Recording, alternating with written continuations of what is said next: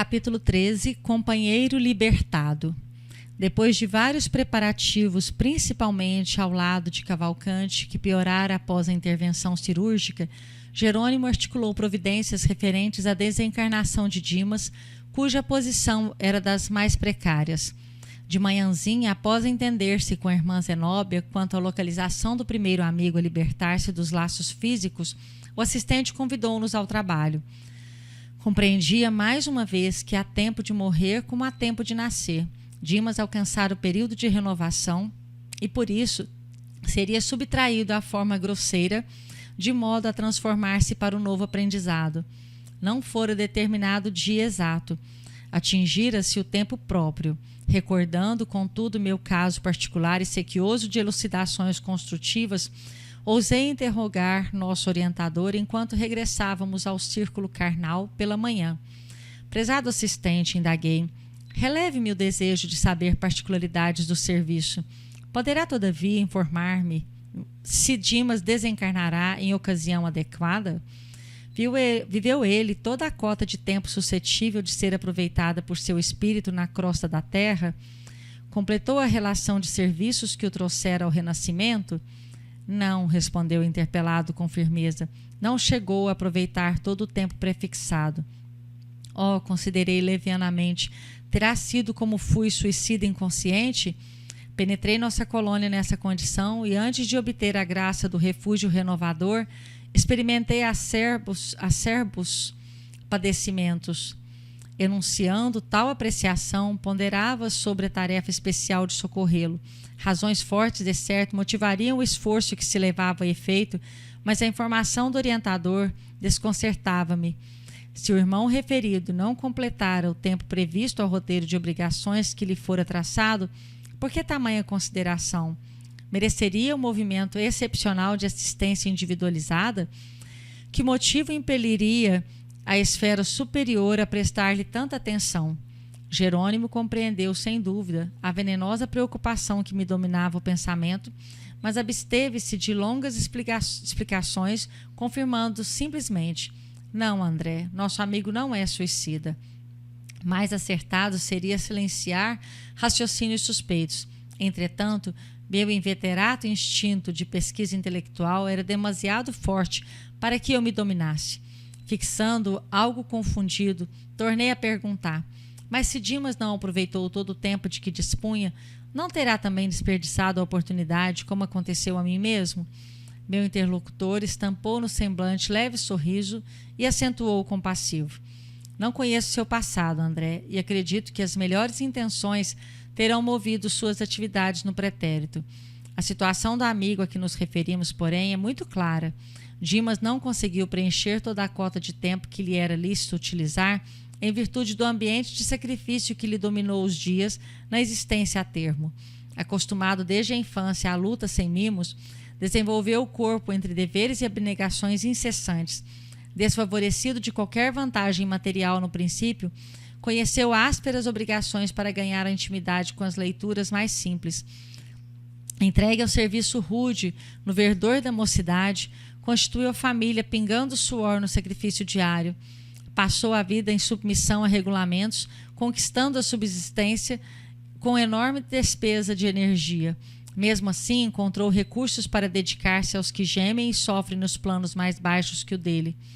Recebendo a mediunidade, colocou-a a serviço do bem coletivo. Conviveu com os desalentados e aflitos de toda sorte. E porque seu espírito sensível encontrava prazer em ser útil e em razão dos necessitados guardarem raramente a noção do equilíbrio, sua existência converteu-se em refúgio de enfermos do corpo e da alma.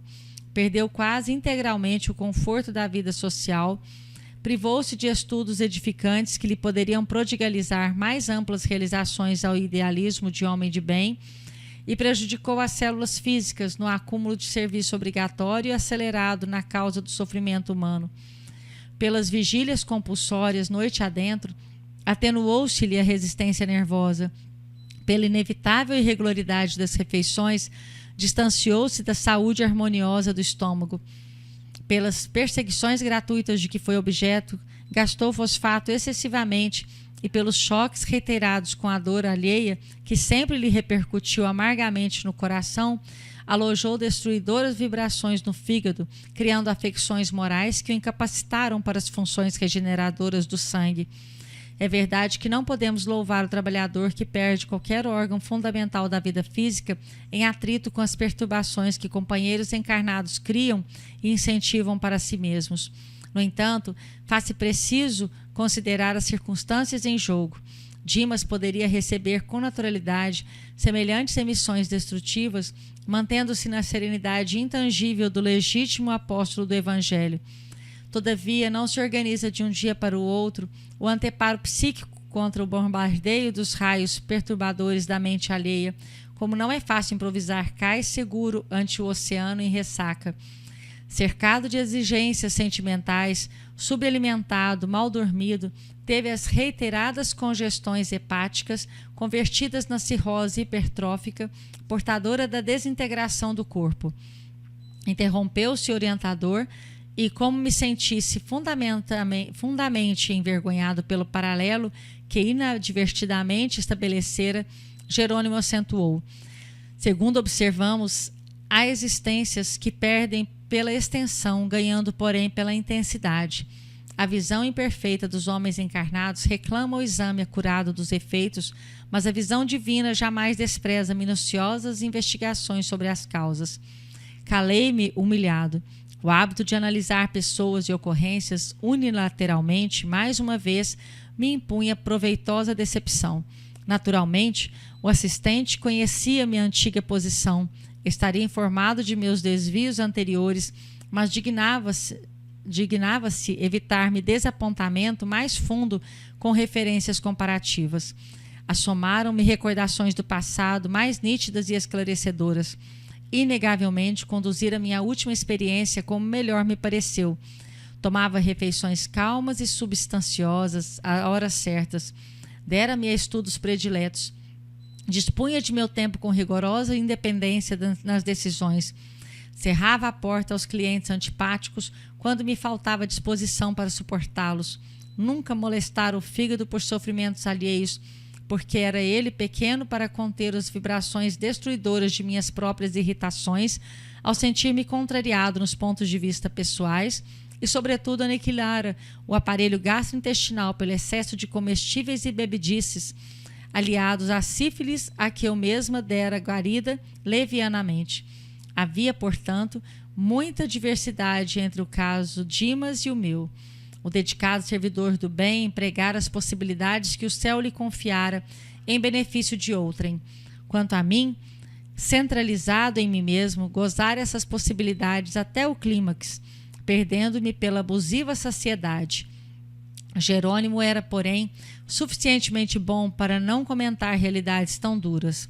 Reafirmando a generosidade espontânea que o caracterizava, desarticulou minhas impressões desagradáveis, tangendo assuntos novos. Em breve chegávamos à residência do enfermo, cujo estado era gravíssimo. Alguns amigos desencarnados velavam atentos. Iluminada a entidade, que evidenciava grande interesse pelo agonizante, acercou-se do assistente, indagando se o decesso fora marcado para aquele dia. Sim, esclareceu o interpelado, a resistência orgânica terminou. Estamos autorizados a aliviá-lo, o que faremos hoje, alijando-lhe o fardo pesado de matéria densa. A interlocutora consultou-o ainda sobre a oportunidade de reunir ali alguns beneficiados da missão cumprida pelo moribundo, que lhe desejavam testemunhar carinhoso apreço no derradeiro dia carnal. Minha amiga compreende as dificuldades inerentes ao assunto, respondeu o nosso dirigente com gentileza. Se Dimas estivesse plenamente senhor das emoções, não surgiria inconveniente algum. Entretanto, ele permanece agora sob agitações psíquicas muito fortes. Conhece o fim próximo do aparelho carnal, mas não pode esquivar-se de súbito às algemas domésticas. Teme o futuro dos seus. Conserva-se em total descontrole dos nervos e enlaça-se nas emissões de inquietude da esposa e dos filhos. Cremos ser inoportuna essa visita compacta no decorrer das atividades da desencarnação, mesmo em se tratando dos melhores amigos do doente, para que se lhe não agrave o descontrole mental. Dimas poderá, não obstante, ser amparado pelo afeto dos que por ele têm afeição, logo se desfaça do corpo grosseiro. Além disso, sugiro que manifestação de carinho merecida e justa lhe seja prestada por quantos o estimam, no dia em que nos deslocarmos da casa transitória de Fabiano para as regiões mais altas. Nosso irmão e cooperador descansará ali sob atencioso cuidado junto de outros amigos em condições análogas. Não faltaremos com aviso prévio sobre sua partida para que se congreguem conosco os seus afeiçoados na prece de reconhecimento que elevaremos ao Todo-Poderoso. A consulente manifestou sincera satisfação e acentuou: bem lembrado, esperaremos a comunicação no instante oportuno. Logo após, despediu-se, afastando-se ao lado de outros visitantes de nossa esfera, que nos deixavam agora campo livre para nossa necessária atuação. O transe era, sem dúvida, melindroso. A esposa do médium, ao pé dele, não obstante prolongadas vigílias e sacrifícios estafantes que a expressão fisionômica denunciava, mantinha-se firme a seu lado, olhos vermelhos de chorar, emitindo forças de retenção amorosa que prendiam o moribundo em vasto emaranhado de fios cinzentos, dando-nos a impressão de peixe encarcerado em rede caprichosa. Jerônimo apontou-a bondoso e explicou: nossa pobre amiga é o primeiro empecilho a remover. Improvisemos temporária melhora para o agonizante, a fim de sossegar-lhe a mente aflita. Somente depois de semelhante medida conseguiremos retirá-lo sem maior impedimento.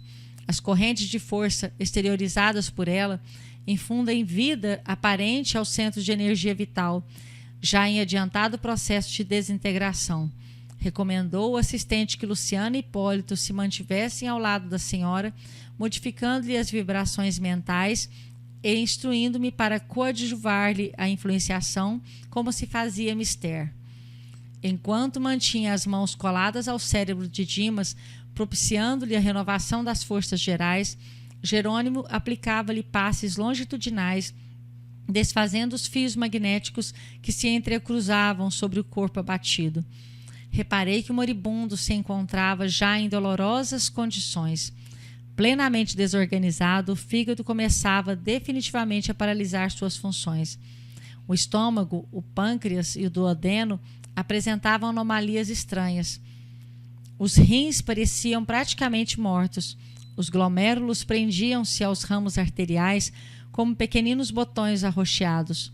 Os tubos coletores enrijecidos prenunciavam o fim do corpo. Sintomas de gangrena pesavam em toda a atmosfera orgânica. O que mais impressionava, porém, era a movimentação da fauna microscópica. Corpúsculos das mais variadas espécies nadavam nos líquidos acumulados no ventre, concentrando-se particularmente no ângulo hepático, como a buscarem alguma coisa com avidez nas vizinhanças da vesícula. O coração trabalhava com dificuldade. Enfim, o enfraquecimento atingira o auge. Precisamos fornecer-lhe melhoras fictícias, asseverou o dirigente de nossas atividades, tranquilizando-lhe os parentes aflitos. A câmara está repleta de substâncias mentais torturantes. O assistente principiou, então, a exercer intensivamente sua influência. Dimas, de raciocínio obnubilado pela dor, não divisava nossa presença. Os atritos celulares, pelo rápido desenvolvimento dos vírus portadores do coma, impediam-lhe percepções claras. As proveitosas faculdades mediúnicas que ele possuía haviam caído em temporário eclipse ante os choques do sofrimento. Era, porém, extremamente sensível à atuação magnética. Pouco a pouco, com a interferência de Jerônimo, o amigo acalmou-se, respirou em ritmo quase normal, abriu os olhos fundos e exclamou reconfortado: graças a Deus, louvado seja Deus! Um dos filhos, a contemplá-lo de olhos súplices, seguiu-lhe as palavras, ansioso, indagando num gesto de alívio: melhorou, papai? Oh, sim, meu filho, agora respiro mais livremente.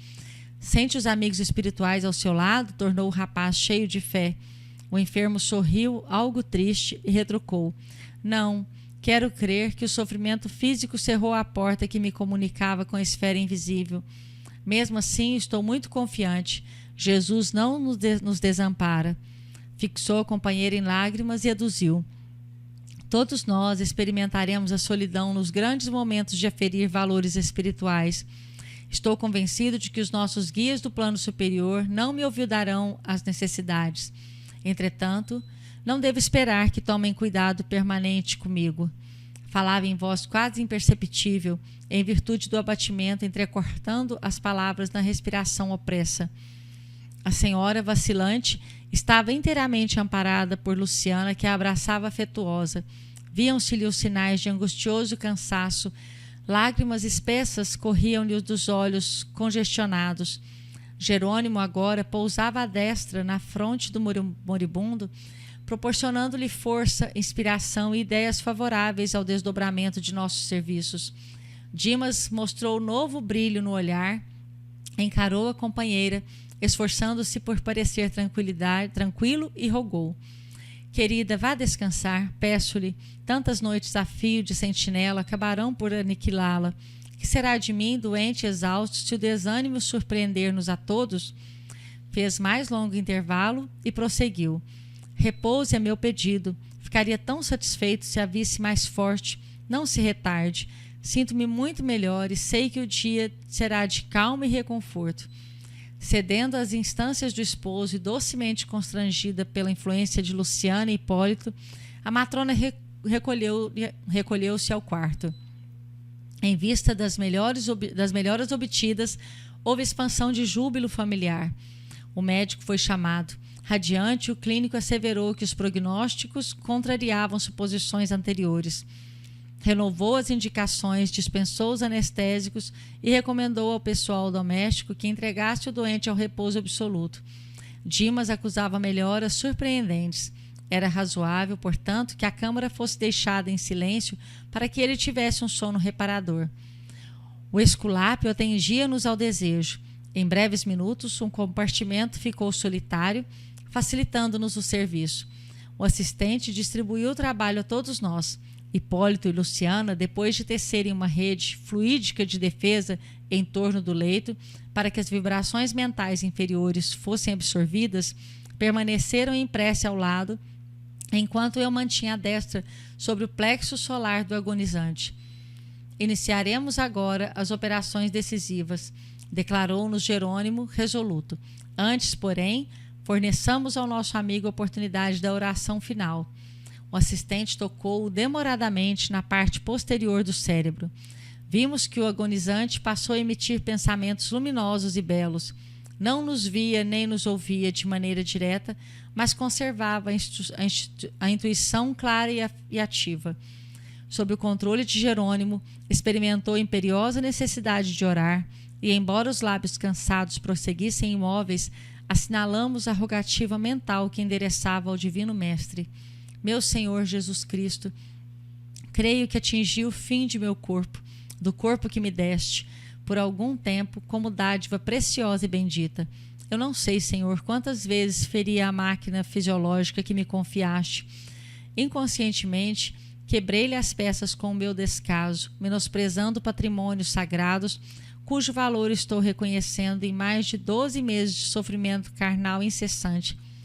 Não te posso implorar a bênção da morte pacífica, porque nada fiz de bom ou de útil por merecê-la. Mas se é possível, amado médico, socorre-me com teu compassivo e desvelado amor. Curaste paralíticos, cegos e leprosos. Por que te não compadecerás de mim, miserável peregrino da terra? Seus olhos deixaram escapar lágrimas abundantes.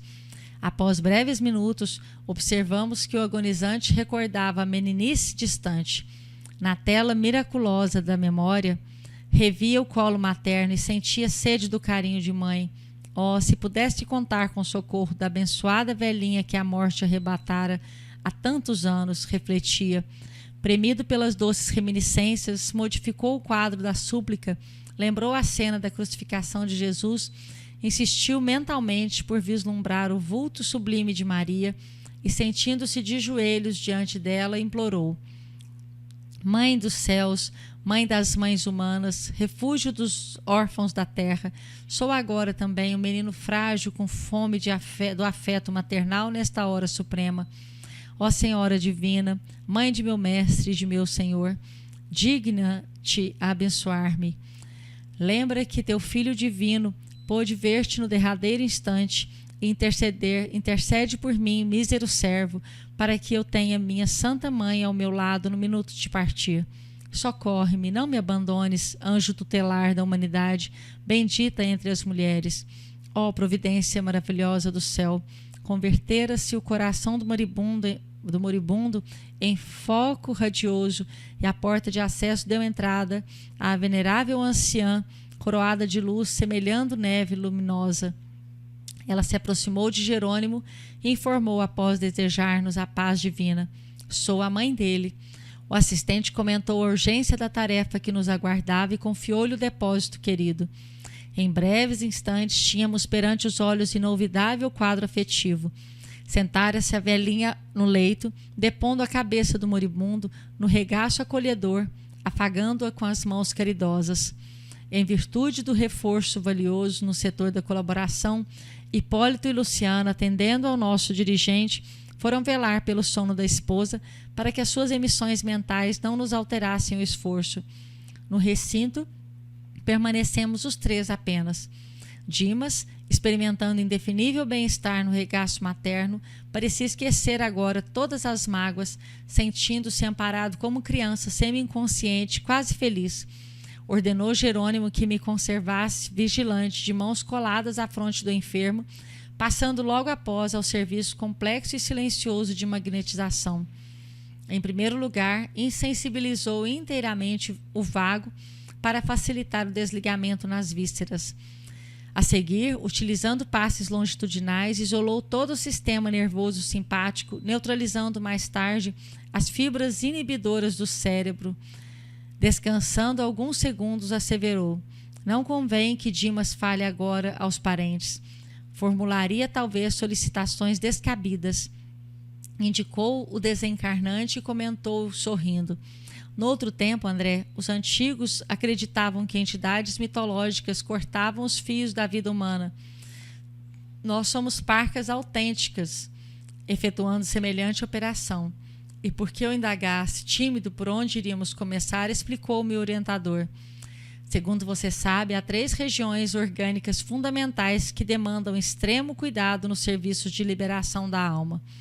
O centro vegetativo, ligado ao ventre, como sede das manifestações fisiológicas.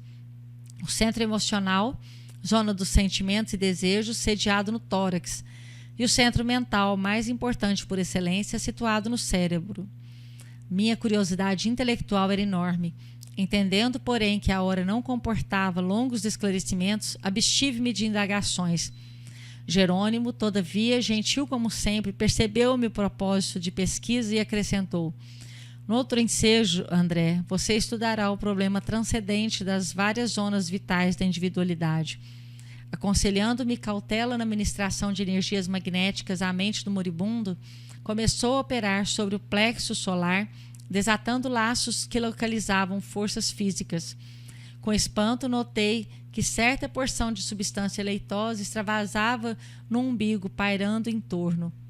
Esticaram-se os membros inferiores com sintomas de esfriamento. Dimas gemeu em voz alta, semi-inconsciente. Acorreram amigos assustados. Sacos de água quente foram-lhe apostos nos pés. Mas antes que os familiares entrassem em cena, Jerônimo, com passes concentrados sobre o tórax, relaxou os elos que mantinha a coesão celular no centro emotivo, operando sobre determinado ponto do coração, que passou a funcionar como bomba mecânica desreguladamente. Nova cota de substância desprendia-se do corpo, do epigástrio à garganta, mas reparei que todos os músculos trabalhavam fortemente contra a partida da alma, opondo-se à libertação das forças motrizes, em esforço desesperado, ocasionando angustiosa aflição ao paciente. O campo físico oferecia-nos resistência, insistindo pela retenção do senhor espiritual. Com a fuga do pulso, foram chamados os parentes e o médico, que acorreram pressurosos. No regaço maternal, todavia, e sob nossa influenciação direta, Dimas não conseguiu articular palavras ou concatenar raciocínios. Alcançáramos o coma em boas condições. O assistente estabeleceu o reduzido tempo de descanso, mas volveu a intervir no cérebro. Era a última etapa. Concentrando todo o seu potencial de energia na fossa romboidal, Jerônimo quebrou alguma coisa que não pude perceber com minúcias e brilhante chama violeta dourada desligou-se da região craniana, absorvendo instantaneamente a vasta porção de substância leitosa já exteriorizada. Quis fitar a brilhante luz, mas confesso que era difícil fixá-la com rigor. Em breves instantes, porém, notei que as forças em exame eram dotadas de movimento plasticizante. A chama mencionada transformou-se em maravilhosa cabeça, em tudo idêntica à do nosso amigo em desencarnação, constituindo-se após ela todo o corpo perispiritual de Dimas, membro a membro, traço a traço. E à medida que o novo organismo ressurgia ao nosso olhar, a luz violeta dourada, fulgurante no cérebro, empalidecia gradualmente até desaparecer de todo, como se representasse o conjunto dos princípios superiores da personalidade, momentaneamente recolhidos a um único ponto, esprairando-se em seguida através de todos os escaninhos do organismo perispirítico, assegurando desse modo a coesão dos diferentes átomos das novas dimensões vibratórias. Dimas, desencarnado, elevou-se alguns palmos acima de Dimas cadáver, apenas ligado ao corpo através de leve cordão prateado, semelhante a sutil elástico entre o cérebro de matéria densa abandonado e o cérebro de matéria rarefeita do organismo liberto. A genitora abandonou o corpo grosseiro rapidamente e recolheu a nova forma, envolvendo-a em túnica de tecido muito branco que trazia consigo. Para os nossos amigos encarnados, Dimas morrera inteiramente. Para nós outros, porém, a operação era ainda incompleta. O assistente deliberou que o cordão fluídico deveria permanecer até o dia imediato, considerando as necessidades do morto ainda imperfeitamente preparado para desenlace mais rápido. E enquanto o médico fornecia explicações técnicas aos parentes em pranto, Jerônimo convidou-nos à retirada, confiando, porém, o recém-desencarnado àquela que lhe fora desvelada mãezinha no mundo físico. Minha irmã pode conservar o filho à vontade até amanhã, quando cortaremos o fio derradeiro que o liga aos despojos, antes de conduzi-lo a abrigo conveniente. Por enquanto, repousará ele na contemplação do passado que se lhe descortina em visão panorâmica no campo interior. Além disso, acusa debilidade extrema após o laborioso esforço do momento. Por essa razão, somente poderá partir em nossa companhia, findo o enterramento dos envoltórios pesados, aos quais se une ainda pelos últimos resíduos. A anciã agradeceu com emoção e, dando a entender que lhe respondia às arguições mentais, o assistente concluiu: convém montar guarda aqui, vigilante, para que os amigos apaixonados e os inimigos gratuitos não lhe perturbem o repouso forçado de algumas horas. A mãe de Dimas revelou-se muito grata e partimos, em grupo, a caminho da fundação de Fabiano, de onde nossa expedição socorrista regressaria à crosta no dia seguinte.